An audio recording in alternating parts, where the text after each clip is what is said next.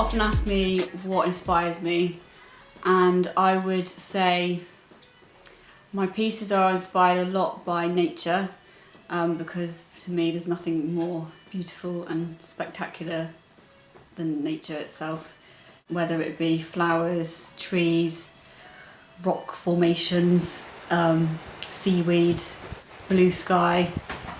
Because I'm lucky enough to have been brought up in Cornwall,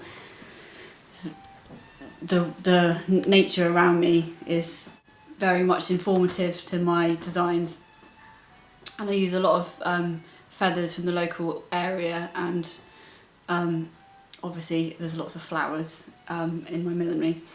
My work has historical references as well, so I'm particularly inspired by the 1920s and 30s, but I've also got pieces that are 40s, 50s inspired.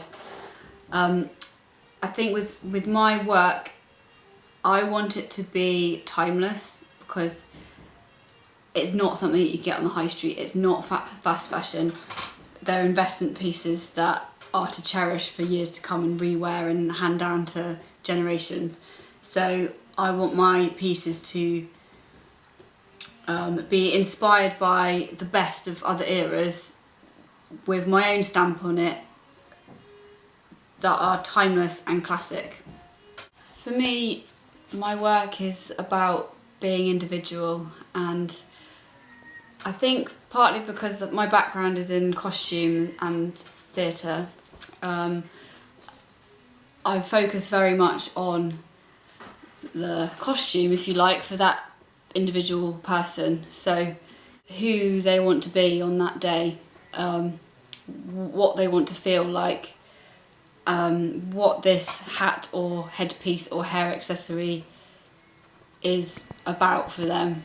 Do they want to feel like showy and grand? Do they want to be subtly understated? Do they want to be a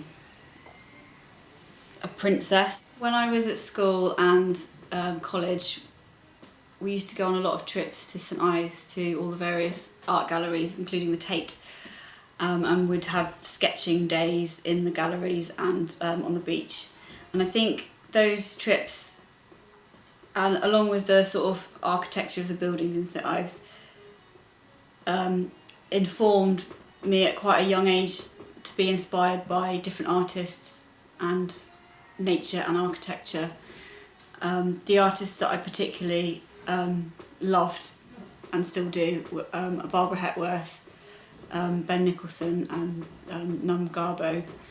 So if you look at their work, it's very abstract and sculptural, and now as I'm older I understand why I love that so much, because my work is obviously sculptural and three-dimensional, and although my millinery isn't as abstract as that, millinery is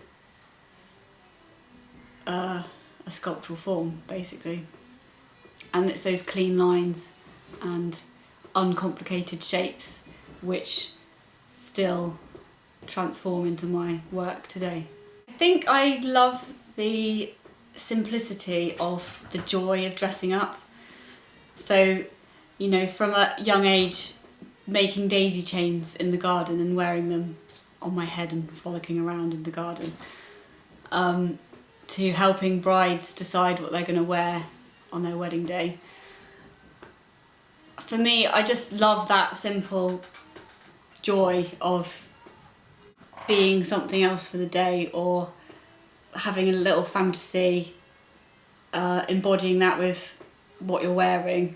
And headwear, you can't ignore it, it's right here. So that's what also appeals millinery to me, because it's a part of you. It's like having good hair, good makeup, and having a good headpiece. It completes the outfit 100%.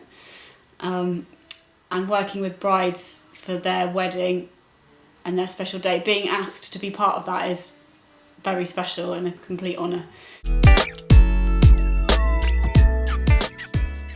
My advice to anybody wanting to set up their own business or pursue a creative dream would be to think about what you want to do and start focusing on that path, and be prepared for that path to change, but keep that determination in your mind. I've learnt that you need to translate your ideas into sellable products, because without your customers you don't have a business. So that's something that you need to work on when having your own business. Listening to your customers, listening to what they want, doing market research, seeing what is needed, what the gap in the market is, and not being afraid to start from the beginning again and scrap out your ideas and rework things. And there will be times when it's very challenging, when perhaps the cash flow is not going so well, or you're in a cold, damp studio, or you haven't had a great night's sleep for a while, or any number of obstacles that you might come across. But from talking to other people with businesses as well, and my own experiences, you need a lot of determination and longevity. So not giving up, basically, year on year, keeping plugging away, keeping changing, keeping adapting, keeping fresh, keeping challenging yourself. Those are the key things. Keeping positive, being excited. You need that to help you move forward. And those are the most important things for a successful business.